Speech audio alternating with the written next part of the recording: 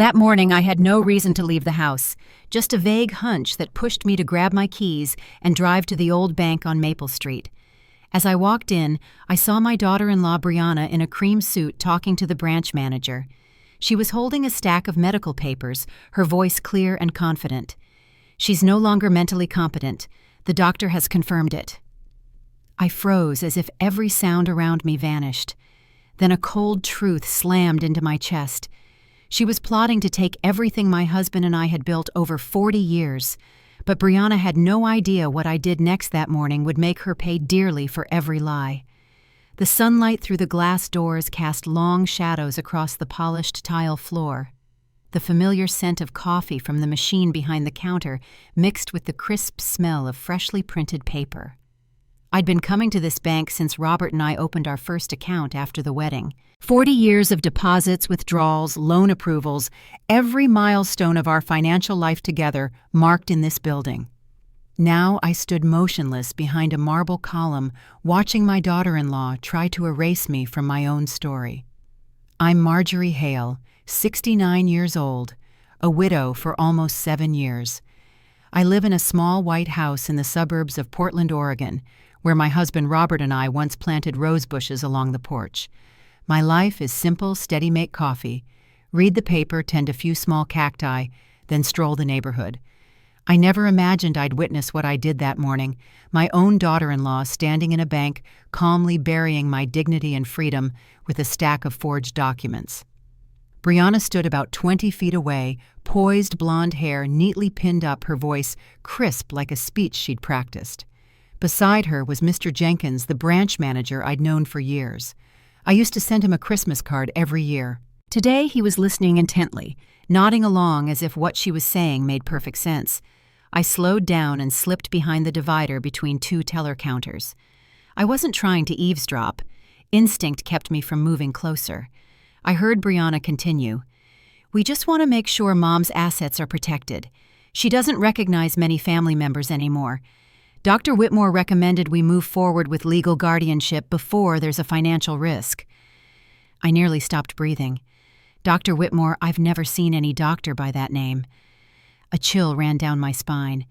Through the gap between the panels, I saw her open the file and present it to Mr. Jenkins. An official stamped signatures, medical forms, all bearing my name. "This has been very hard for us, but it's necessary," she added with practiced sympathy. "Us," I repeated silently. So Daniel knew about this too. My son, the one who held me when his father died, who promised I'd never be alone now, silently letting his wife stage this entire con. The room went blurry, as if someone had sucked the air out of it. My heart pounded, my hands shook. I gripped my purse strap to steady myself. In my head, I heard Robert's voice, "Don't let anyone lay a hand on what you worked for." I took a deep breath. I couldn't just stand there. I stepped out. The flat heels of my shoes clicked sharply on the polished tile. Heads turned. Mr. Jenkins looked surprised. Brianna whipped around. For a second her face went pale, then snapped into a fragile smile. "Mom, what are you doing here?" Her voice caught stiff and unnatural. I straightened, clutching my bag. "I came to check my own accounts," I said, calm enough to surprise myself. "And you seem to be doing that for me." The lobby's air went heavy. Mr. Jenkins glanced between us, clearly uneasy. Brianna tried a smile. "Oh no, you've misunderstood. I was just making sure everything's safe. The doctor said you've been—" I cut her off firm. "I've never seen any doctor named Whitmore, and I haven't authorized anyone to handle my finances. It seems we have a serious mix-up here." Mr. Jenkins cleared his throat and turned to Brianna. "Is Mrs. Hale correct?" Brianna faltered, looking down at the folder, then up again with a shaky smile. "There must be a misunderstanding. I was just trying to get things ready in case she gets confused." My voice dropped harder. "Confused like confusing my actual signature with this one." I held out my hand for the documents. Sensing something wrong, Mr. Jenkins passed them over.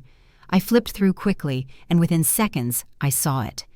The signature was fake sloppy strokes, missing the distinctive pull I've used my entire life. My pulse jumped. I looked Brianna dead in the eye.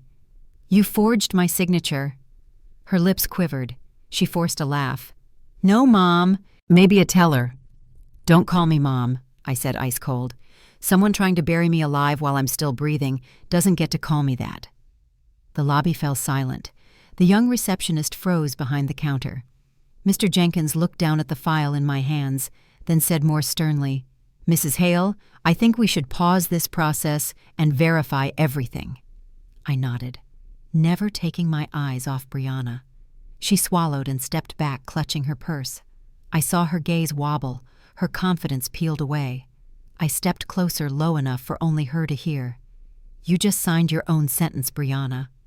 I turned to Mr. Jenkins, crisp. "Please freeze every account tied to my name and anyone other than me. I'll provide proper identification today." He nodded immediately and signaled a staffer. While he did, Brianna mumbled something incoherent and hurried out her steps uneven. As the glass door closed behind her, I stayed put. My body shook not from fear, but from a cold, steady anger that felt almost like calm. I walked out with the file in my hand and crossed the lot. Sunlight flashed off the hood of my car, making me squint. I sat behind the wheel and gripped it tight. My heart still hammered, but I knew I'd just secured the first weapon in a fight they didn't realize they'd started. The drive home felt longer than usual. Cold air slid in through the cracked window, carrying the piney scent of the old neighborhood. In the rearview mirror, I saw my own face, tired, but not weak. A woman who'd lost a husband and lived with loneliness can endure a lot, but she will not be declared incompetent, so someone else can steal what she built. I remembered the first day Daniel brought Brianna home. She was in her early 20s, then soft blonde curls, a bright smile, confidence shining in her eyes. I saw my younger self in her quick, lively, full of spark. Daniel held her hand and looked at me with hope. "Mom, this is the person I want to spend my life with." I smiled, genuinely happy. After years of Daniel burying himself in work, I just wanted him to find someone who made him happy. We held the wedding in the backyard where Robert and I had planted lavender and climbing roses along the white fence. Brianna wore a simple lace dress glowing in the sunlight. I told my best friend that day, "I feel lucky Daniel found a daughter-in-law who's educated and well-mannered." Back then, everyone adored her. Polite, attentive, socially smooth. Family members said, "Your daughter-in-law is a gem." I felt proud, lucky even. Life stayed peaceful until Robert died. After the funeral, the house felt frighteningly empty. The laughter doors opening, morning greetings gone. Daniel visited often, and a few weeks later it was Brianna who suggested, "Mom, why don't we move in with you? The house is big, and I can take better care of you." I was surprised, touched. Not many people these days choose to live with their mother-in-law. I asked, "Are you sure I don't want to be a burden?" Brianna smiled, touching my shoulder. "Not at all, Mom. We want to be close." I believed her. I believed the way mothers do when they want to see the good in their children. So they moved in. At first it was pleasant. Brianna woke early, made breakfast, asked if I wanted tea or coffee. She called me Mom in a sweet, sincere tone that made it hard not to respond. Evenings the three of us ate together, talking about work neighbors and memories of Robert. Sometimes I'd look at Daniel's smile and feel a rare peace. "You can rest now, Robert. Our son is in good hands." Brianna even encouraged me to get out more. She signed me up for a senior yoga class nearby and bought me a new teal sweater. One fall evening on the porch, I told stories about the old days when Robert and I started our tiny accounting office. Daniel leaned on his wife's shoulder, smiling. The warm porch light over the three of us made me think I'd found home again. Then, like all things too good to be true, the changes crept in. It started small. One night, when I went to pay the electric bill, Brianna said, "Mom, let me do it. I'm used to these websites. No risk of typing something wrong." She sounded reasonable. I nodded. Help is help. A few weeks later, she said, "Let me reorganize your financial papers, Mom. I can consolidate accounts so they're easier to track. Everything's online now." I hesitated, but Daniel chimed in. "Let Brianna handle it, Mom. She's great at this. She studied finance." So I gave her the file cabinet key, then little by little my online banking passwords. All because I trusted that a daughter-in-law helps her mother-in-law. At first, she reported every expense. She printed statements, left them on the kitchen table, even used pink sticky notes. Plumber, $85. Car insurance $140. I appreciated the neatness. I even told a neighbor, "I'm so lucky my daughter-in-law handles everything. I don't have to worry." I didn't realize I was cutting the last thread between me and my autonomy. Time passed and the help became habit. Every new bill, "I'll handle it, Mom, you rest." Then she started retrieving my bank mail. She said, "Mail's mostly ads now. I'll screen it first. Saves time." I nodded, unconcerned. I trusted too much. One morning, I checked the mailbox earlier than usual, empty. Brianna stood in the kitchen holding a few envelopes. She flinched when I walked in, then forced a smile. "I was going to bring these up for you." I smiled back, not suspecting a thing. Daniel got busier, out early, home late. Brianna ran the house. Meals, finances, repairs, taxes. I felt like a guest in my own home, but told myself the kids want to help. Nothing wrong with that. Late one night, trying to confirm a routine checkup, I found my bank email password had changed. I asked Brianna. She smiled. "I updated security. Don't worry, I saved everything." I nodded, though something felt off. I pushed the doubt away. But the truth is, every time I gave up a small bit of control, I handed Brianna a bigger piece of power. I remember New Year's Eve when I wanted to donate to Robert's favorite charity. Brianna stopped me. "Mom, wait until the new year. We've got lots of expenses at the end of the month." I stayed quiet for the first time in my life. I felt like I had to ask permission to use my own money. Only when I sat in that bank and saw her holding papers with my name stamped on them did I realize this had been set up for a long time. Every small step, every sweet word, every beautiful gesture, just a polished cover for a scheme I helped enable. The worst part wasn't the betrayal. It was knowing I'd smiled and opened the door for the betrayer to walk right in. I don't know exactly when things went off track, but the smallest details always spoke first. One morning, I checked the mailbox like usual. I love flipping through a paper or two, a few envelopes, sometimes a postcard from an old friend, but that day it was empty, just a torn ad. I figured the mail was late and forgot about it. The next day and the next same thing.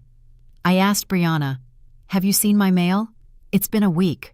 No bills or notices." She answered lightly, "They probably switched to electronic mom. I set that up so nothing gets lost." I nodded. It made sense. But when I asked for statements or forms to sign, she said, "Don't worry, I printed everything. I'll hold on to it so it doesn't get misplaced." Soon, nothing arrived at my address. Even thank you letters from charities I'd supported for years disappeared. I chalked it up to the Times, everything online now. Only when I saw a new bank card did I pause. One afternoon, Brianna walked in beaming. "Mom, the bank sent you a new card. They upgraded their security and reissued everyone." She held it up, then added casually, "Let me keep it for you since you tend to leave your wallet in your coat." I hesitated, then let it go. She'd been paying bills for months after all. I smiled and nodded. She slipped the card into her own wallet like it already belonged there. I started to feel out of control without knowing why. Then the doctor's appointments. I've kept regular checkups every 6 months since Robert passed. I called to confirm my slot, and the nurse sounded surprised. "Mrs. Hale, we got a message from your family to move it to next month." I froze. From my family? Who called? She said, "A woman named Brianna Hale. She said you were tired and needed more rest." A tightness caught in my throat. I'd never authorized that. When I asked Brianna, she smiled too gentle to be angry at.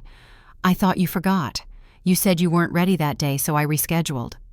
I shook my head. "I don't remember saying that." She laughed. "You've had a lot on your mind."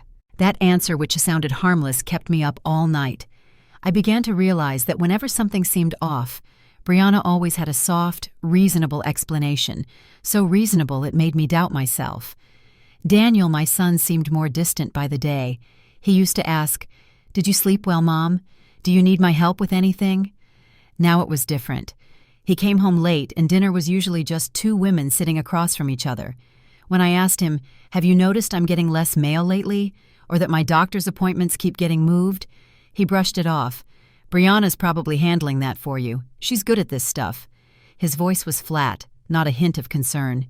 I looked at my son and felt my throat tighten. Did he not know, or did he choose not to?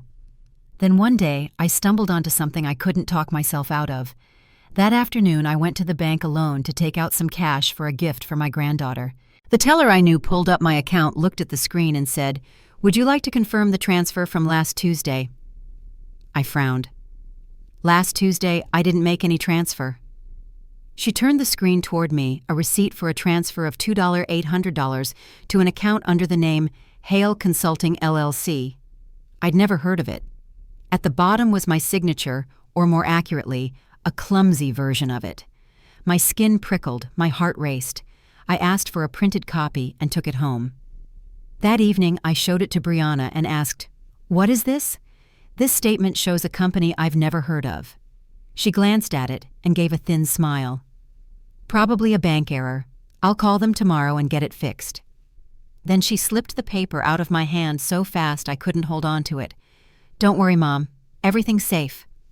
I studied her face, trying to find a hint of embarrassment or remorse. Nothing. Calm, almost confident. That night I sat alone in the living room, the warm light falling on the family photos on the wall. In one frame, I'm smiling between Daniel and Brianna, their hands on my shoulders. Back then, I thought I had everything.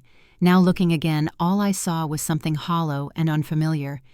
I started thinking about the old days, me and Robert working late in our tiny downtown Portland office. My hands always ink-stained while he made me coffee. We built every dollar with sweat and trust. And now in just a few months, a young woman was taking it all piece by piece with polished charm and caring words. From that day, I paid closer attention. I quietly checked the file cabinet. Several folders were gone. Some envelopes I'd tucked away in a drawer had vanished, and the bank card, Brianna still kept it for me. I realized I no longer truly knew what was happening with my own finances. Every time I looked in the mirror, I saw a woman being pushed to the edge of her own life. Not by shouting or force, but by sweetness, by words so gentle they numbed my defenses. That's when I began to understand.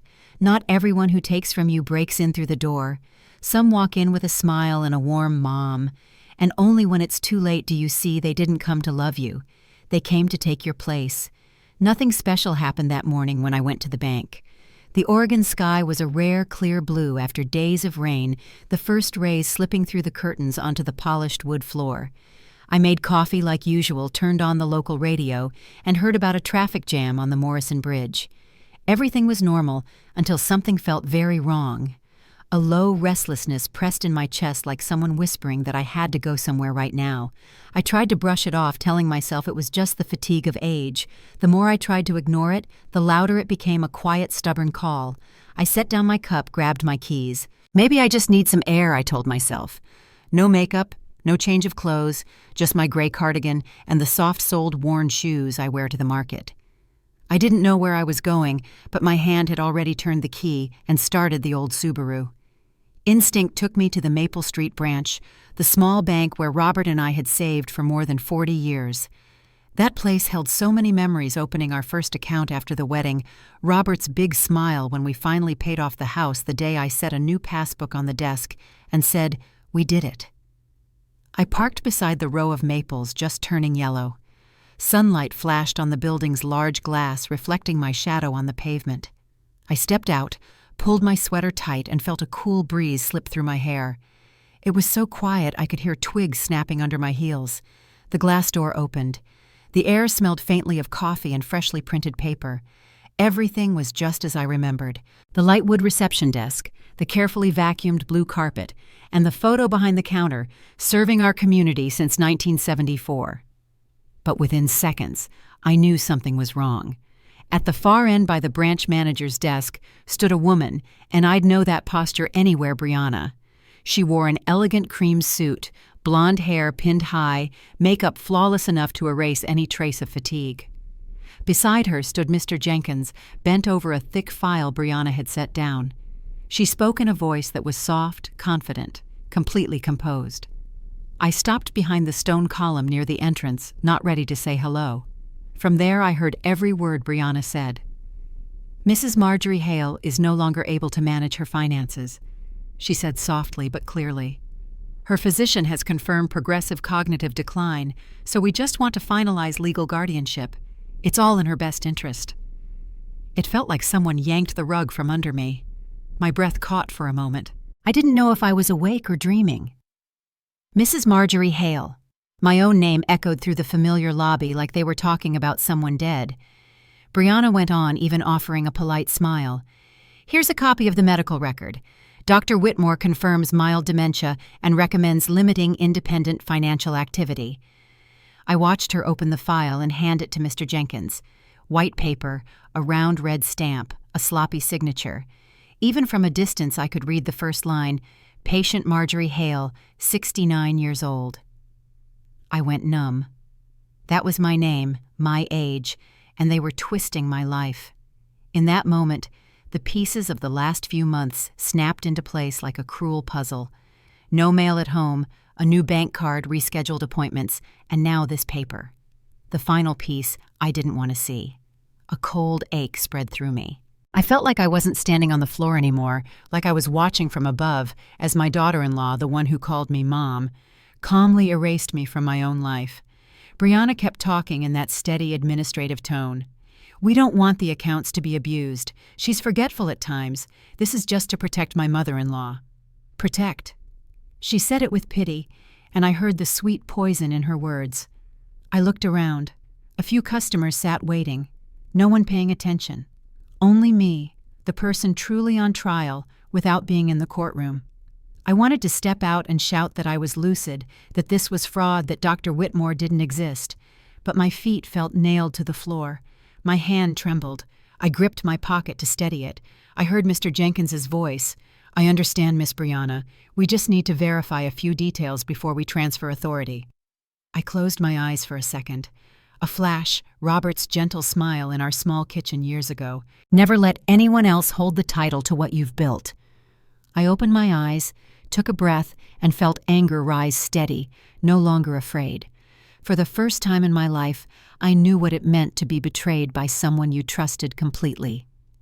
I tightened my grip on my purse and walked toward the desk. My heels struck the tile in firm beats. A few people turned. Brianna kept talking, unaware I was almost there. I had only one thought. If she could write me out of my own story, then right here where she chose to bury me, she would face the truth. After leaving the bank, I drove home with the file of forged papers on the passenger seat beside me. My hands were steady on the wheel, though inside I was shaking with a strange mixture of anger and clarity. When I pulled into the driveway, the late afternoon sun was fading. Maple Street was as calm as if nothing had happened. Inside me, everything had shifted. I turned off the engine and sat for a long moment, hands still wrapped around the wheel. From a distance, I saw a figure on the porch, Daniel, my son. He stood with his arms crossed, face set like he was bracing for a storm. The door opened, and there was Brianna on the sofa, eyes red tissue in hand. Months ago, I might have softened at the sight. Now it looked like a clumsy play. I walked in and set my bag down. The house was so quiet it felt heavy. No one spoke for several seconds. Only the clock ticked, and my heart beat slow and steady. Daniel spoke first, trying to steady his voice, but I heard the wobble. Mom, I think you're misunderstanding Brianna. She only wants what's best for you. I looked at my son for a long time. Those eyes once filled me with pride. Now they hurt. What's best for me? I asked softly, but firmly. I took the file from my bag and set it on the coffee table. The dry thud echoed in the still room. Is forging my signature what's best? Brianna let out a small sob. Fists clenched at her skirt like she was the victim. Daniel glanced at her, then back at me. His eyes dodged mine, unable to hold my gaze.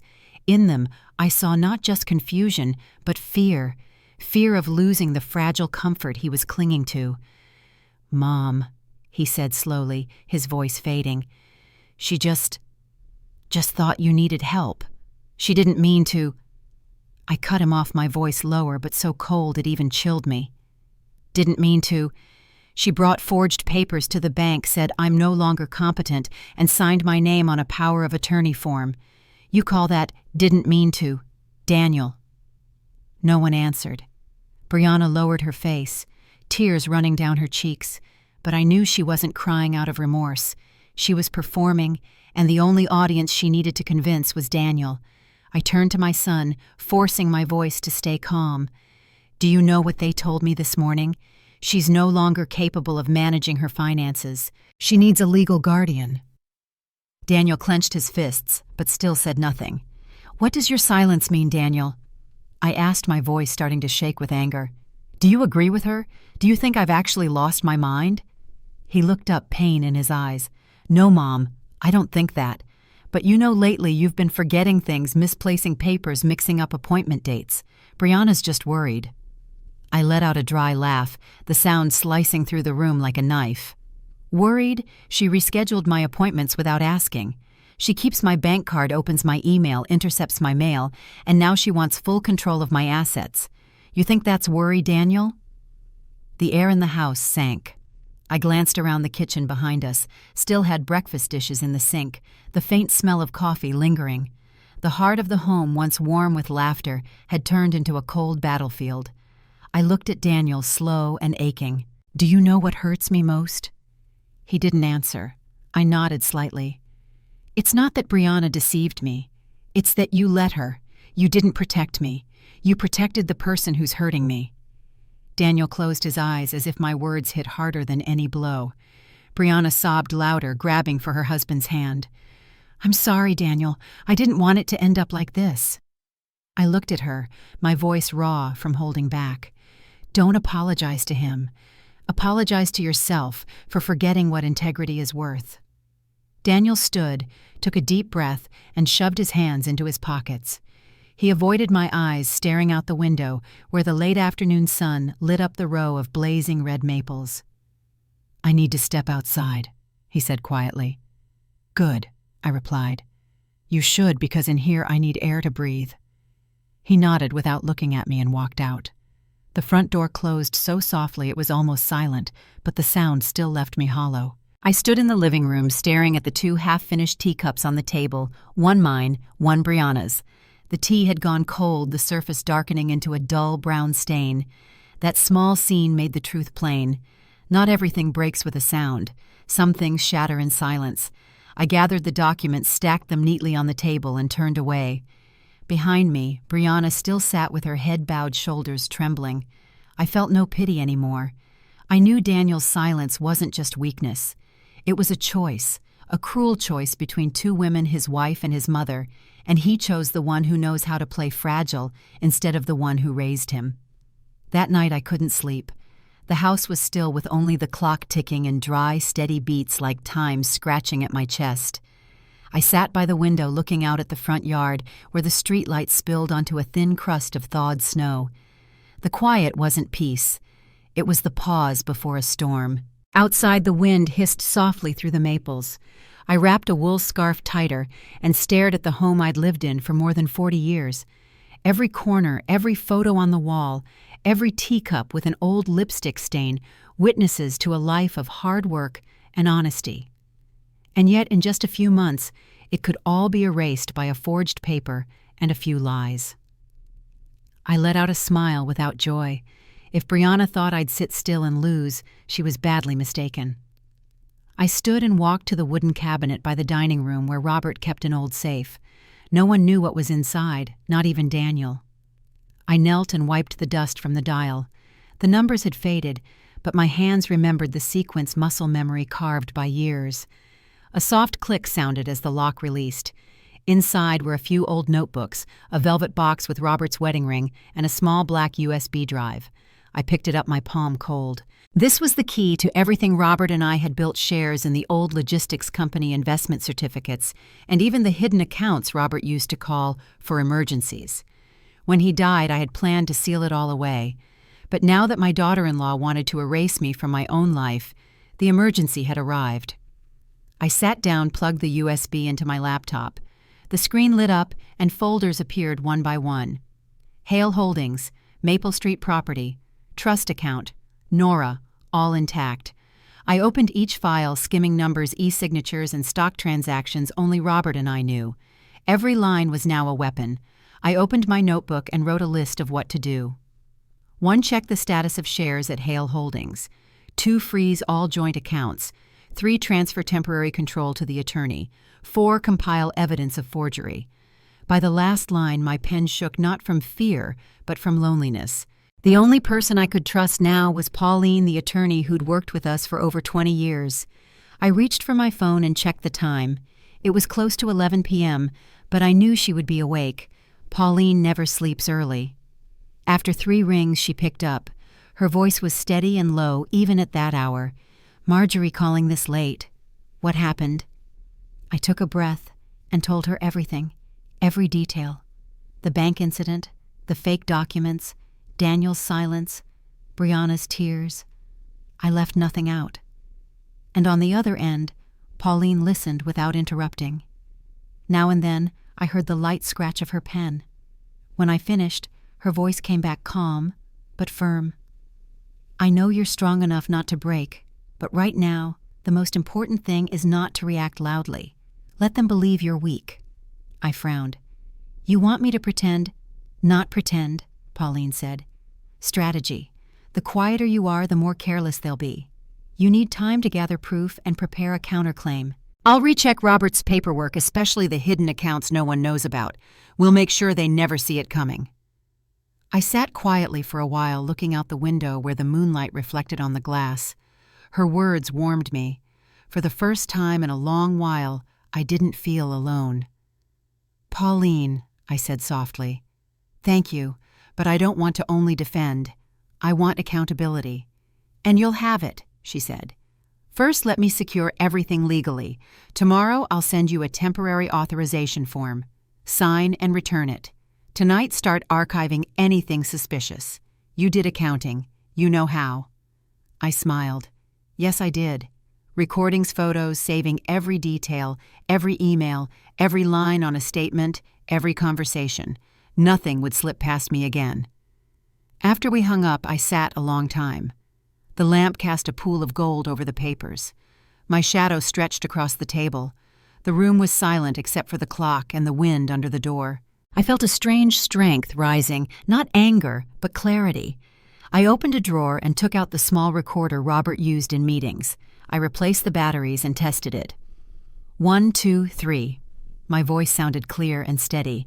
I slipped it into my pocket with my phone. Before bed, I opened the laptop again and created a new folder. I named it Aurora, because Robert used to call me that whenever he said, "You shine brightest when cornered by darkness." I locked the USB back in the safe, turned the dial, and heard the familiar click.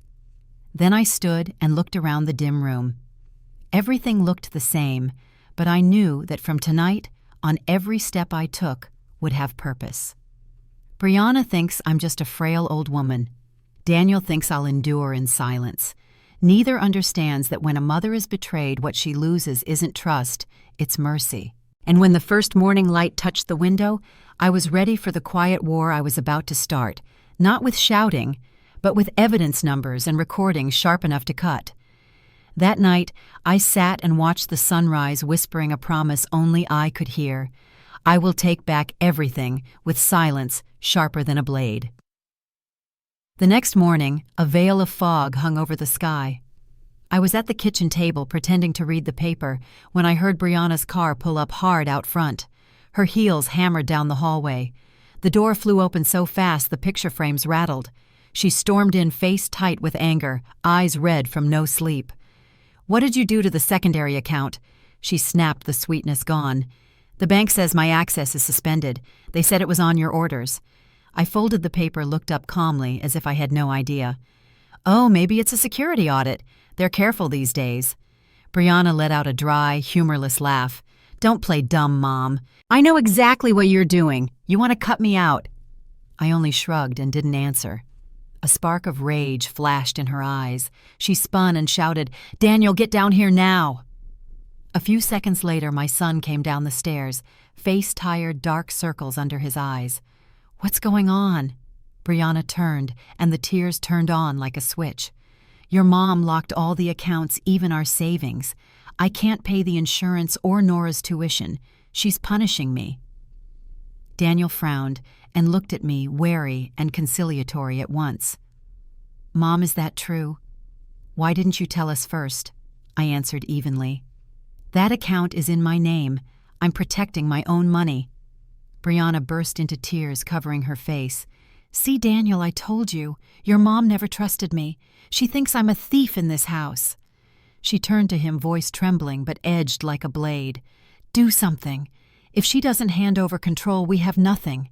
This house, even that little company you're working at, it's all in her name. If she changes the will, we lose everything." I watched them in silence like an outsider. Daniel hesitated, twisting the hem of his shirt. He wasn't cruel enough to take my side and not brave enough to stand up to his wife. Seeing him falter, Brianna stepped closer, tears streaming, her voice cutting. "What about Nora? She needs a future stability. Your mom grips everything like we're outsiders. If you don't make her sign the power of attorney again, don't blame me for doing what you won't." I recognized the threat instantly. It wasn't the first time I'd seen her use tears to manipulate, but this time I didn't feel pain, only the clarity of watching her slide deeper into the trap she'd set. Daniel dropped his gaze, voice small. "I'll talk to Mom, but Brianna, don't make this worse." She inhaled sharply and nodded, but triumph flickered in her eyes. I said nothing. I simply stood and went to my study. Behind me, their voices faded and then stopped. I closed the door, leaned back in my chair, and woke my computer. On the desk, my phone lit up with a system alert. Interior cameras restored. I smiled to myself. No one knew that last week I'd asked Pauline to contact Robert's old tech friend to restore the entire security system, the one Brianna had accidentally disconnected. Now every corner of the house could capture every conversation, gesture, and glance. I opened the playback and selected the last hour. On screen, Brianna sat close to Daniel in the living room, her voice tight, her face twisted with anger. "You have to make her sign the trust again. Once she loses signing authority, this house will be ours. After that, we do what we want." I paused the frame, scrubbed back, and played it again, listening to each word clearly. This house will be ours. I leaned back and drew a long breath. My heart pounded not from shock, but from certainty. Everything stood naked now. She wasn't pretending to be the beautiful daughter-in-law anymore. I saved the video as Brianna Proof 1. Then I opened the kitchen camera feed from earlier. After their conversation, Daniel sat with his head down while she stood close, voice low. "If you won't do it, I'll tell the lawyer she needs guardianship. Once the medical file goes in, she won't be able to fight." I paused again. My hand trembled slightly, but my eyes were brighter than ever. There was no room left for doubt or hope that they'd realize their mistake. The part of me that pitied them died the second I heard, "This house will be ours." I moved the cursor to Cloud Backup. Pauline had set up a private encrypted drive for me. Every piece of evidence would be mirrored there, safe and untouchable. I sat watching the screen for a long time. The pain was gone. All that remained was the stillness of someone who has seen the truth to the end. What I felt now was resolve, cold and precise like a surgeon's blade. Robert used to say, "When they think you're weak, that's when you're strongest." I smiled a little. Yes, right now they think I'm weak alone and beaten. That certainty will be what breaks them. I jotted a note. October 14th, 8:42 a.m. Brianna threatens Daniel. Quote, "Once she loses signing authority, this house will be ours." I closed the notebook and set down the pen. Outside, gray clouds gathered, and wind scraped the window like a warning. But inside me, the wind had changed. When I stepped out of the room, Brianna was in the hallway pretending to wipe tears. She looked at me with a strange smile. "Mom, can we talk?" I tilted my head and answered softly, almost flat. "Of course. But this time, I'll be the one listening, and you should choose every word carefully." She froze for a moment, and in her eyes I saw for the first time a flicker of real fear. I kept walking down the stairs, my legs steadier than ever. In my head, the plan was set. No need to shout, no need to strike back with anger. I only needed the truth, and I had it in my hands. Outside, the sky was turning a deep gray. A storm was coming, but this time, I would be the one holding the eye. And when it passed, only the liars would be swept away. That afternoon, I drove to Pauline's office downtown. The Portland skyline was partly hidden in mist, the buildings like ghosts against the clouded sky. I'd dressed carefully, a navy suit I hadn't worn in years. pearl earrings Robert gave me on our 30th anniversary, hair pulled back in a neat chignon, not the frail grandmother Brianna wanted to portray. Pauline's office occupied the 10th floor of an old brick building. When I entered, she looked up from her desk glasses perched on her nose, silver hair cropped short. Unlike most people who'd known me for decades, she didn't see me as diminished by age. She saw me as hardened by it. "You look ready for war," she observed, rising to greet me. I handed her the USB drive and the file of forged documents. Not war, justice. For the next 2 hours, we built our defense and our offense. Pauline mapped out a timeline on her whiteboard, every suspicious action, every financial move, every document that had disappeared from my files. I told her about the cameras, the recordings, the conversation I'd captured that morning. "Perfect," she nodded. "Electronic evidence is admissible. We'll have them file authenticated copies directly to the court." She pulled out a stack of legal forms and slid them across the desk. "Authorization for emergency financial intervention. Sign these and I'll secure all the accounts immediately." As I signed each form with my distinctive signature, the one Brianna had failed to duplicate, Pauline explained the next steps.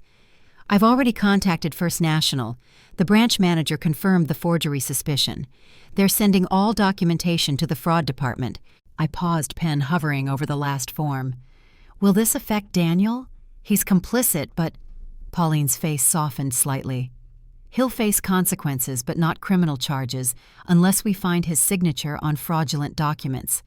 His silence makes him morally culpable, not legally, at least, not yet." I completed the signature. "I need to protect what's mine, but he's still my son." "The kindest thing might be letting him face enough consequences to wake up," Pauline replied, organizing the papers. "Some men only learn when they lose something." She was right. Daniel had been drifting in Brianna's wake for too long, allowing her to steer him away from his own moral compass. Maybe this storm would finally force him to find his own direction. As we finished, Pauline handed me a small black device. "Wear this. It's a voice recorder designed as a brooch. Records everything within 15 feet. Legal in Oregon since you'll be party to all conversations." I pinned it to my lapel. Another weapon in my arsenal, subtle but powerful. Before leaving, I asked Pauline the question that had been gnawing at me. "What if they try to say I'm paranoid, that setting up cameras proves I'm unstable?" She shook her head firmly. "They can't have it both ways. Either you're incompetent and unaware, or you're calculating and defensive. The cameras prove you're lucid enough to protect yourself from fraud. That undermines their entire case." On the drive home, rain began to fall, first a sprinkle, then a steady downpour that drummed against the roof of my car. The wipers swept back and forth, clearing my vision in rhythmic arcs. Each sweep felt like removing another layer of deception that had clouded my sight for months. I drove past the accounting office Robert and I had built from nothing, now a thriving business run by partners we'd carefully selected. Daniel worked there as operations manager, a position handed to him not earned. I wondered if he ever recognized the irony, the son trying to take control of assets he hadn't helped build from the mother who had sacrificed to create his comfortable life. When I arrived home, the house was quiet. A note on the counter in Brianna's flowing script, taking Nora to her piano lesson, Daniel working late. The emptiness felt like a reprieve, a chance to move freely in my own home again. I went upstairs to my bedroom and pulled open the bottom drawer of my dresser. There, under folded sweaters, lay a leather-bound journal Robert had given me on our last anniversary together. I hadn't written in it since his death, but tonight I had something worth recording. I opened to a fresh page and wrote, "Today I began reclaiming what's mine." The words felt solid, anchoring me to a purpose beyond anger. Next, I went to Daniel's home office, the small room at the end of the hall that had once been Robert's study. I hadn't entered in months, respecting his privacy while he invaded mine. The door wasn't locked. Inside, everything was meticulously organized, just as Robert had taught him. The desk was clear except for a framed photo of Daniel, Brianna, and Nora at the coast, last summer all smiles against the backdrop of Haystack Rock. I didn't touch anything, just observed. The bookshelf held financial manuals, family albums, and a row of leather binders. I recognized them immediately, annual reports from our company stretching back 5 years. My name was on every document as founder and major shareholder, though I'd stepped back from daily operations after Robert died.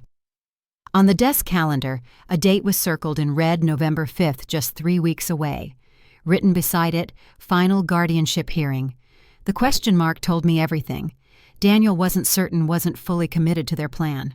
That small punctuation mark was the first crack in his complicity, a tiny opening where doubt had crept in. I left the room exactly as I'd found it and returned to my bedroom. From my window I could see dark clouds gathering over the neighborhood. The maple trees in the yard bent in the strengthening wind, their remaining leaves tearing away in copper swirls. A perfect metaphor for what was happening to this family being stripped bare, revealing the stark architecture underneath.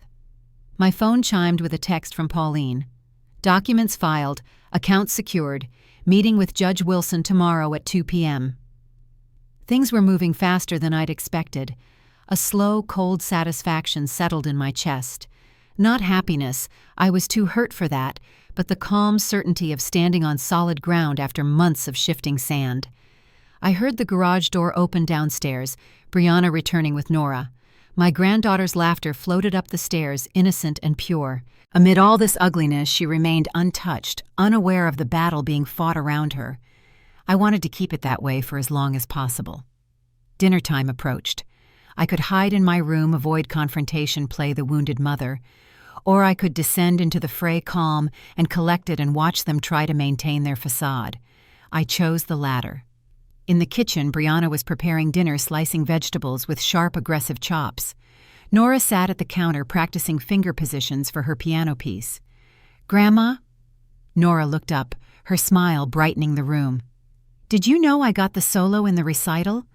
I hugged her, breathing in the scent of her strawberry shampoo. "That's wonderful, sweetheart. I'll be in the front row." Brianna's knife paused mid-chop, then resumed with more force. "If you're feeling up to it by then. Recitals can be long and tiring." The subtle undermining, the gentle suggestion of frailty. It was so practiced I almost admired her technique. I stroked Nora's hair. "I wouldn't miss it for the world. In fact, I'm thinking of hosting a small reception afterward at Carlton's. We could invite your teacher, your friends." Nora's eyes widened. "Really? In the fancy room upstairs?" Brianna's jaw tightened visibly. Carlton's was exclusive, expensive, and I'd just made it clear that I still had independent access to funds she thought she controlled. "We'll see," she said tightly. "It might be too much planning." "Nonsense," I replied, my voice honey over steel. "I managed corporate events for decades. A small reception is well within my capabilities." The front door opened, and Daniel called out. He appeared in the kitchen doorway, briefcase in hand, looking exhausted. His eyes moved from me to Brianna, gauging the temperature of the room. "Dad!" Nora jumped from her stool. "Grandma's taking us to Carlton's after my recital." Daniel's gaze flickered to Brianna, then back to me. "That sounds nice. Very generous, Mom." "Family is worth celebrating," I said simply, "especially the honest members." The air in the kitchen thickened. Brianna turned back to her chopping, but her shoulders had gone rigid. Daniel loosened his tie, clearly uncomfortable. "Nora, why don't you go practice for a bit before dinner?" he suggested. Once Nora had bounded upstairs, Daniel set his briefcase down and faced me. "Mom, about this morning." "Not now." I cut him off gently. "We'll discuss everything after dinner, as a family." The word family hung between us, its meaning stretched thin and distorted. Daniel nodded and retreated to wash up, leaving me alone with Brianna. She continued cooking without looking at me. "You won't win, you know." I moved to the cabinet, taking down plates to set the table. "This isn't a game, Brianna. It's my life. And you're right, I won't win. I'll reclaim. There's a difference." Dinner was a masterpiece of strained conversation. Nora chatted about school and piano, oblivious to the currents running beneath the surface. Daniel ate mechanically, speaking only when directly addressed. Brianna maintained her role as caring daughter-in-law, offering me the best portions, asking if I needed anything. To an outsider, it might have looked normal. To me, it was theater of the absurd. After Nora went upstairs to finish homework, the three of us remained at the table. The recorder brooch captured everything, the clink of silverware, the tense breathing, the weight of unspoken accusations. "I received an interesting call today." I began, keeping my voice conversational. "From Judge Wilson's office. Apparently there's a hearing scheduled regarding my competency." Daniel's fork clattered against his plate. Brianna's face remained impressively composed. "That must be a misunderstanding," she replied smoothly. "No misunderstanding. The clerk had all the details. Filed by attorney Oliver Grant on behalf of Brianna and Daniel Hale. Petition for emergency guardianship citing progressive cognitive decline." I took a sip of water. Quite detailed for something that doesn't exist. Daniel looked stricken, the color draining from his face. "Mom, I didn't—" "You signed it, Daniel. Your signature is on the petition dated last Thursday." Brianna reached for her wine glass, her hand visibly unsteady. "You're getting confused. There's no petition." I pulled out my phone and played the recording from my meeting with Pauline. The attorney's voice filled the dining room. "The petition claims Mrs. Hale is experiencing memory lapses, financial mismanagement, and periods of disorientation. All unsubstantiated, of course." Brianna's mask slipped. A flash of fury crossed her face before she regained control. "This is exactly why we're concerned. You're recording conversations, setting up cameras. It's paranoid behavior." "Is it paranoia when the threat is real?" I asked quietly. "When my own son and his wife are trying to declare me incompetent based on fabricated symptoms." Daniel put his head in his hands. "It wasn't supposed to happen this way." "How is it supposed to happen, Daniel? Tell me. I want to understand how my son justified stealing my agency, my dignity, my life's work." Brianna stood abruptly. "I'm not listening to this. You're twisting everything." She stormed out, footsteps heavy on the stairs. Alone with my son, I waited. The grandfather clock in the hall ticked loudly, measuring the silence between us. Finally, Daniel looked up, his eyes red-rimmed. "I never wanted to hurt you." "Yet you did," I replied, my voice softening despite myself. "Every time you saw her take another piece of my independence and said nothing, you hurt me." He stared at his hands, those hands I'd once held when they were tiny and new. "She convinced me you were slipping, said we needed to act before you made a mistake that couldn't be fixed. I wanted to protect you. By declaring me incompetent, by forging my signature, by letting her isolate me from my finances, my mail, my appointments. I didn't know about all of that," he whispered. "I swear, Mom, I knew she was helping manage things, but not the rest. Ignorance isn't innocence, Daniel.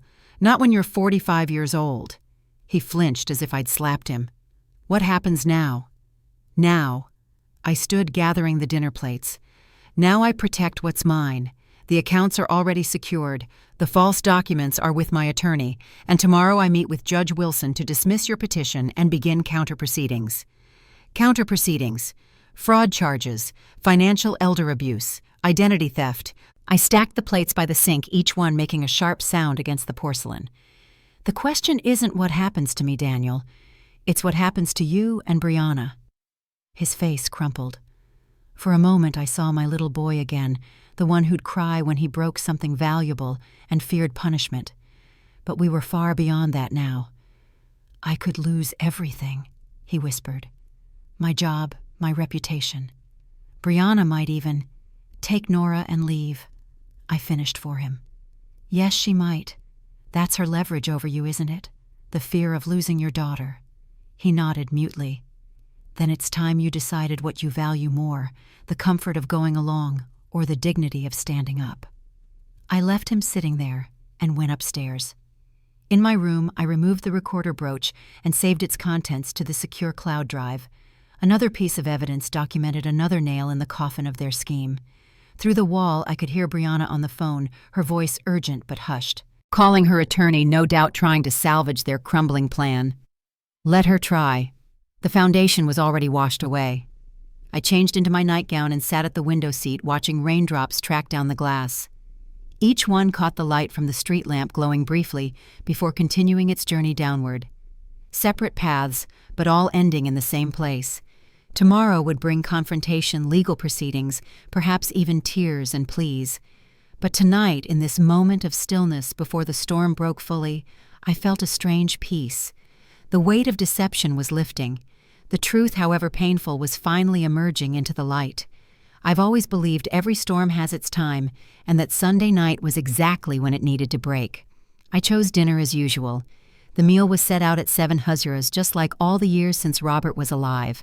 On the table was the beef stew Daniel loves and the apple pie Nora always asks for seconds of. I arranged everything, as if nothing were out of the ordinary.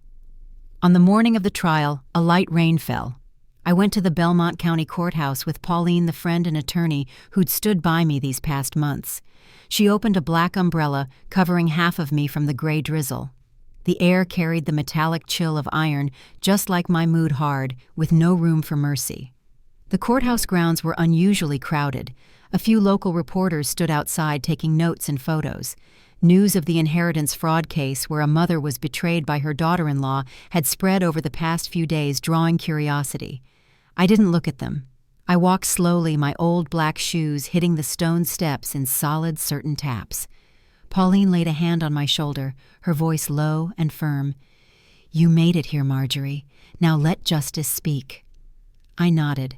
In my hands was a thick file, every piece of evidence from recordings and videos to bank statements numbered and neatly sealed. Each page was the result of sleepless nights under a warm lamp, writing down every small detail.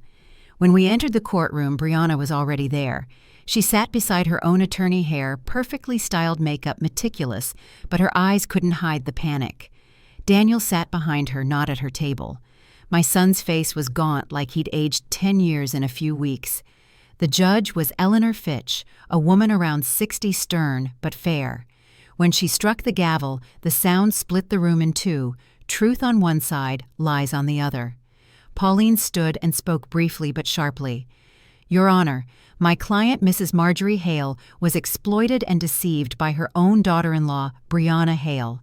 This individual forged medical records and signatures and used my client's bank accounts to attempt to seize her assets in clear violation of elder protection laws and financial fraud statutes." I sat still, eyes on the bench, not looking at Brianna, but I heard her quick, shallow breaths, and I felt a tightness in my chest. Not pity, regret for someone who destroyed herself with ambition. Brianna's attorney stood talking fast, trying to sound calm. "Your Honor, my client acted out of genuine concern. She believed her mother-in-law was experiencing cognitive issues and simply wanted to manage finances to avoid risk. This was a misunderstanding. There was no intent to steal." Pauline gave a faint smile, the kind that belongs to someone who already knows she'll win.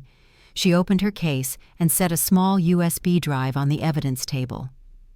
"If it was a misunderstanding, then let the court hear my opposing party's own voice." The room went silent. When the recording played, every word cut the air like a blade. "You have to make her sign the trust again. Once she loses signing authority, this house will be ours." Brianna's voice filled the courtroom.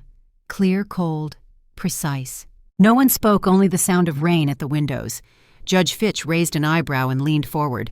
Pauline played the second clip, Brianna's threat to Daniel. "If you won't do it, I'll tell the lawyer she needs guardianship. Once the medical file goes in, she won't be able to fight." When it ended, there was nothing left to say. Brianna sat, frozen hands clasped together, shaking. The judge looked at her, voice stern. "Miss Hale, is that your voice?" Brianna swallowed, hard lips trembling. I don't remember. Maybe someone edited." Judge Fitch cut in firm. "Forensic audio confirms no edits. The voice is a 100% match. Do you have anything else to add?" No reply. Brianna bowed her head, shoulders curling like the air had doubled in weight. Pauline submitted more verified bank document statements, confirmation of forged signatures, and a report from the real physician who stated he never signed any diagnosis of cognitive impairment. Everything laid out precise, airtight. The judge reviewed each page, eyes cold as steel.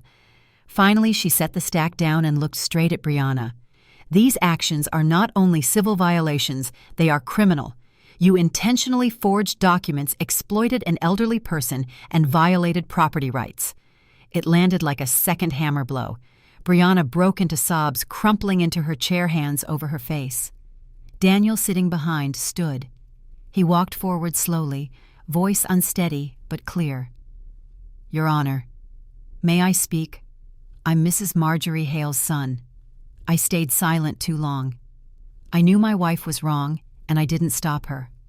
I accept responsibility for my cowardice, and I apologize to my mother. He bowed deeply, voice tight. I looked at my son, and my heart twisted. The hurt, the betrayal, the anger in me seemed to melt for a moment, leaving only fatigue and a gentle sadness like a damp cloth laid over my heart. The judge nodded, voice softer, but still firm. An apology is a good beginning, but justice must still be served. She lifted the gavel and struck it 3 clean times. The court orders all of Mrs. Marjorie Hale's assets and accounts to be restored. All related transactions are frozen and under investigation. The defendant, Brianna Hale, is charged with forgery and financial abuse of an elder. Court is adjourned. The sound echoed through the room. I closed my eyes for a moment, not from joy relief. Something heavy in me after months of strain was finally set down. As people rose, I stood and walked slowly into the hallway. My heels tapped evenly on the stone floor. Cold air swept in from the big door, carrying the smell of rain, the scent of freedom. Daniel caught up and walked beside me. He didn't speak, just walked, his hands clenching and unclenching. At last he said low and hoarse, "Mom, I'll take care of Nora, and I'll fix what I broke." I stopped and looked at him. "You don't need to fix the past, Daniel. Live so Nora doesn't have to repeat it." He nodded, eyes wet. Brianna was led out of the courtroom, hands shaking, face drained. She glanced back, lost. I didn't look at her. I turned away and stepped out the big door. Outside, the rain had stopped. The clouds were thinning, and late sunlight angled through the wet leaves. I drew a deep breath, my chest lighter than it had been in months. Pauline came out and gently took my hand. Justice was late, but it came. I smiled, eyes on the end of the rain-wet street. Yes, some wounds don't need revenge, only proof that we were right. I walked down the courthouse steps, the wind tossing my silver hair. Traffic hummed in the distance, life falling back into its ordinary rhythm. And in the middle of it, I no longer felt like a victim. I was a survivor standing steady in the wreckage, carrying the calm of someone who had won herself back. The legal aftermath unfolded over the following weeks. Brianna's charges were formalized forgery, attempted financial elder abuse, and identity theft. Her attorney negotiated a plea deal considering Nora's welfare, 5 years probation, 500 hours of community service, specifically with elder care organizations, mandatory financial counseling, and restitution for all legal fees and expenses I'd incurred. I didn't push for jail time. What mattered was reclaiming my life, not destroying hers. The court issued a restraining order preventing her from accessing any of my financial information or accounts. More importantly, the judge required her to complete an educational program about elder rights and dignity. Daniel filed for divorce the week after the trial. The proceedings were surprisingly civil. Perhaps Brianna recognized her precarious position. She moved to Seattle, where her sister lived, agreeing to joint custody with primary physical custody going to Daniel. Every other weekend, and 1 month in summer, Nora would visit her mother. I decided I couldn't stay in the house on Maple Street.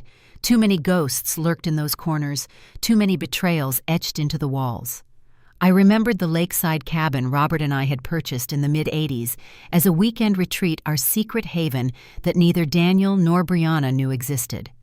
It was small but sturdy, sitting on 3 acres with 200 feet of private shoreline just 15 minutes outside Portland. When I arrived with the key that hadn't been turned in almost 7 years, the cabin smelled of dust and stillness. But beneath that, the scent of cedar and pine remained, along with traces of Robert's pipe tobacco that had settled into the wood beams.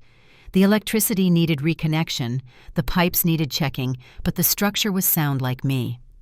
I hired a contractor to modernize the kitchen and bathroom, add proper heating, and build a small office where I could work. Within 3 weeks, it was ready. I packed only what mattered from the house on Maple Street. Photo albums, Robert's old records, my books, and a few pieces of furniture with stories worth keeping. Daniel helped me move on a crisp November morning. The lake reflected a perfect blue sky. The surrounding trees blazed with autumn colors. As we unloaded the last box, he paused on the porch, looking out at the water. "Dad would have loved seeing you here," he said quietly. "He did," I replied. This place was our secret. We came here when we needed to remember who we were outside of being parents and providers.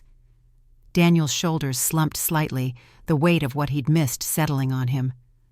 I wish I'd known him better. You can still know him, I said. Part of him lives in you, not the part that stays silent when something's wrong, but the part that knows how to build things that last. That evening alone in my new home, I sat on the dock with a glass of Robert's favorite bourbon. The setting sun turned the lake to liquid copper. Loons called from the far shore, their haunting cry echoing across the water. I made a silent toast to Robert, to survival, to second chances at 70. 2 weeks after moving in, I had my first visitor besides Daniel and Nora. The doorbell rang on a Tuesday afternoon while I was planting bulbs in the small garden I'd started beside the porch, daffodils and tulips that would emerge in spring, symbols of renewal. A tall man with silver hair and kind eyes stood there holding a folder and wearing a well-tailored charcoal suit. "Mrs. Hale, I'm Frank Thompson. Pauline suggested I might be of service." Frank was 73, a semi-retired attorney who had specialized in elder law. Pauline had asked him to help set up what would become my foundation. He had lost his wife to cancer 4 years prior and had devoted his retirement to helping older adults protect their assets and dignity. We sat on the porch discussing legal structures and nonprofit status mission statements and board formations. His mind was sharp, his advice practical. But what struck me most was his patience, the way he listened completely before responding, the respect in his questions. "May I ask why this matters to you?" I ventured after we'd covered the technical details. Frank set down his cup of tea. "My mother lost everything to my stepfather when I was in law school. The laws weren't there to protect her then. By the time I understood what had happened, she was broken not just financially, but in spirit. She never recovered that sense of self." I nodded, understanding perfectly. "What you're building isn't just a legal resource," he continued. "It's a restoration of identity." Those words resonated with me. Yes, that was exactly it. I wasn't just trying to help women recover money or property. I was trying to help them recover themselves. Frank began visiting weekly, helping shape what would become the Hale Foundation for Elder Justice. Our mission was threefold: legal assistance for victims of elder financial abuse, education for seniors about protecting their assets, and advocacy for stronger protective laws. We started small, just a part-time receptionist and 2 volunteer attorneys working from a modest office in downtown Portland. I funded it from accounts Robert and I had built, the ones Brianna never discovered. Word spread quickly, primarily through social workers and community centers. Martha Jennings was one of our first clients, a 74-year-old widow whose grandson had been systematically draining her accounts. She arrived clutching a folder of bank statements, her hands trembling. "They'll say I'm just a forgetful old lady who gave permission," she whispered, eyes downcast. I took her hand. "Let them say it. We'll let the evidence speak for itself." Shaw. 3 weeks later, Martha stood straight-backed in court as the judge ordered full restitution. The grandson's excuse that Grandma said I could take whatever I needed crumbled under the weight of documented facts. Martha called me that evening, voice stronger than I'd ever heard it. "For the first time since my husband died, I feel like I exist again." Meanwhile, Daniel was finding his own path toward redemption. He took a leave of absence from the family accounting firm to reassess his life. One Sunday dinner at my cabin, he surprised me. "I've been talking to an architect friend about an apprenticeship," he said, helping me clear the dishes. "It was what I wanted to do before Dad died, but then the company needed me, and Brianna thought accounting made more sense." "Do it," I said simply. He looked at me, startled by my directness. "Life's too short to live someone else's version of it," I added. A month later, he started working with a small firm specializing in sustainable housing. His salary was half what he'd made before, but when he showed me his first completed design, a modest retirement home with clever adaptations for aging in place, his face shone with a pride I hadn't seen in years. "Dad would have approved," he told me one evening, helping wash dishes after dinner. "He always said I had an eye for structure." I handed him a plate to dry. "Your father never wanted you to be him. He wanted you to be yourself." Nora adjusted to the new reality with the remarkable resilience of children. She spent weekends with me at the lake house, where we developed rituals that became sacred to us both, baking pie on Saturday mornings, walking the shoreline, collecting interesting stones, and driftwood reading side by side in the afternoon sun. The first time she was scheduled to visit Brianna in Seattle, she clung to my waist, suddenly uncertain. "What if Mom says bad things about you and Dad?" I knelt down despite my creaking knees. Then listened politely, knowing that hurt people often hurt with words. You don't have to agree or disagree, just observe. Nora returned thoughtful but intact. Over many such weekends, she developed a remarkable ability to see beyond people's words, to their motivations, a skill that would serve her well throughout life. One afternoon we sat on the porch. Nora bit into a slice of my fresh apple pie and asked, "Grandma, why aren't you mad at Dad anymore? He looks so sad." I smoothed her hair and smiled. "Anger only wears you out, sweetheart. Some people aren't bad, they're weak, and sometimes the best thing we can do is refuse to be weak with them." Nora thought for a moment, then looked up. "Grandma, I'm scared that when I grow up, people won't believe me like they didn't believe you." I looked into her eyes and saw myself years ago, naive, wanting to be understood, wanting to be trusted. I squeezed her hand, my voice slow but certain. "You don't need everyone to believe you. You need to believe yourself. And never let anyone speak for you, Nora. Once you let them decide who you are, you lose your own voice." She nodded, eyes bright with understanding. She rested her head on my shoulder and whispered, "I want to be strong like you."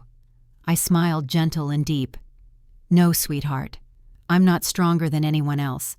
I just learned that silence can be a way to fight when it walks with the truth." Frank and I continued to build the foundation, our professional relationship evolving gradually into friendship. He appreciated my direct nature. I valued his thoughtfulness. We discovered shared interests in classical music, historical biographies, and terrible puns that made his eyes crinkle at the corners when he laughed. 6 months after we met, he invited me to the Oregon Symphony's performance of Beethoven's Ninth. He offered his arm as we walked into the concert hall, but didn't presume more. Afterward, discussing the music over late coffee, I realized I was laughing genuinely for the first time in years. "You know," he said, stirring his cup thoughtfully, "at our age we've earned the right to seek simple pleasures without apology." I found myself nodding. Somewhere along the way, I forgot that happiness doesn't need to be complicated. Our relationship developed with the unhurried pace of people who have nothing to prove. 4 months after that first concert, he kissed me goodnight at my door after our weekly dinner. I felt no fireworks, no desperate passion, just the comfortable warmth of shared understanding. I invited him in for the first time.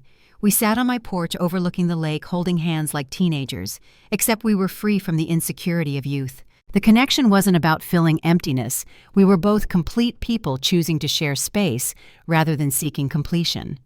A year after the trial, the Hale Foundation had helped over 50 women recover assets or prevent fraud. We'd expanded to 3 full-time attorneys and conducted workshops throughout Oregon. The state legislature had invited me to testify about strengthening elder protection laws. To mark our first anniversary, we held a small ceremony in Belmont's downtown hall. A bronze plaque was unveiled with the words, "Hale Foundation for Elder Justice," gleaming under the lights. The room was filled with silver-haired women, some former clients, others volunteers or supporters. When I stood to speak, I saw faces looking up, eyes full of understanding. Some nodded, some quietly wiped tears. I knew many of them had been called useless, too old to be heard. I wanted them to know none of us are truly weak. I spoke low and steady, each word etched into the air. People think age is a sign of weakness. In truth, we're just watching in silence. When you've lived long enough, you learn when to keep quiet and when to speak. Applause rolled through the hall like a warm wave. I smiled and turned to my side where Nora stood. She wore a simple white dress, her eyes bright, her small hand gripping mine. I felt the warmth in that palm, the passing of the torch to a new generation, clearer and stronger. Nora looked up and whispered, "Grandma, you're my hero." I squeezed her hand and answered softly, but sure, "No, sweetheart. Real heroes don't let others define them, and you'll be one of them." Late light poured through the tall windows, reflecting off the bronze plaque. For a moment I could almost see Robert smiling, somewhere proud that I hadn't let fear decide the rest of my life. After the ceremony, I sat as the hall emptied. Outside, the sun was slipping behind the river, a pale band of orange across the horizon. I sipped tea, listened to the wind, and felt my heart light as paper. Frank sat down beside me, his presence comfortable as an old sweater. "Happy?" he asked simply. I considered the question carefully. "Content," I decided. Which might be better. He nodded, understanding the distinction. I watched Nora helping staff clean up and realized something simple. I hadn't just reclaimed assets. I'd reclaimed a voice my own, and in doing so, I'd helped other women find theirs. One crisp autumn morning, much like the day I'd discovered Brianna's deception, I stood at the lake's edge watching sunrise paint the water gold. Frank joined me, wrapped a blanket around both our shoulders. "Any regrets?" he asked. I considered the question seriously. Not for what happened, only that it took me so long to recognize my own worth. The years had taught me the most valuable lesson: dignity isn't something others bestow upon you. It's something you maintain by refusing to surrender your truth, even when the pressure comes from those you love most. I turned back toward my little house with its garden of daisies, lavender, and white roses. The windows reflected morning light like beacons. Inside those walls lived a woman who had lost everything, only to discover she'd had the most important thing all along herself. For women like me, if you're still listening, thank you for walking with me to the end. I believe that wherever you are, big city or small town, you understand that justice and dignity don't have an expiration date. Where are you watching from, so I'll know how far this story has traveled? And if, like me, you believe that women who stand up at any age deserve to be heard, please leave a comment or subscribe so we can keep telling stories of courage, freedom, and stubborn love. I'm Marjorie Hale, and here's the last lesson I want to leave. Don't let anyone speak for you, because your voice is the greatest power no one can take.